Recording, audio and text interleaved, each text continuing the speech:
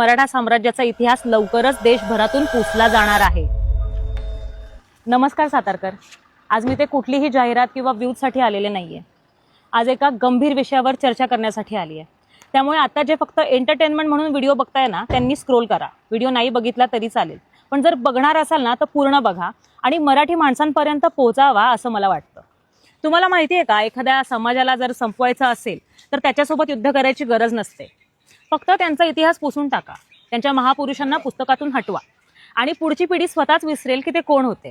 आणि सध्या असं काही घडतंय ना, ज्यामुळे मराठा साम्राज्याचा इतिहास लवकरच देशभरातून पुसला जाणार आहे। हो, आणि याची सुरुवात आता शाळांपासून करण्यात आली आहे। एक्झॅक्ट काय झालंय ना ते सांगते। एनसीईआरटीने 8वीच्या पुस्तकातून मराठा साम्राज्याचा विस्तार दाखवणारा 1759 सालचा पूर्ण नकाशाच त्यांनी काढून टाकलाय।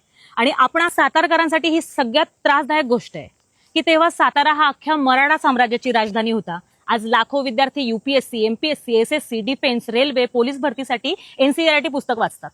त्यांना जर पुस्तकात मराठा साम्राज्याचा प्रभावच दिसला नाही तर पुढच्या पिढीला कोण सांगणार की एक काळ असा होता जेव्हा दिल्लीच्या गादीवर प्रभाव मराठ्यांचा होता, की एक काळ असा होता जेव्हा अटकेपार भगवा फडकला होता, की एक काळ असा होता जेव्हा स्वराज्य ही फक्त कल्पना नव्हती तर जगाला प्रेरणा देणारी वास्तवता होती। आणि हा नकाशा का काढून टाकलाय माहितीये? तर जैसलमेरच्या राजपूत घराण्याने असं म्हटलंय की आमचं राज्य कधी मराठ्यांच्या अधीन नव्हतं।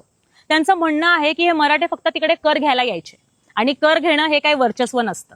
आता काही पुरावे मी तुम्हाला सांग।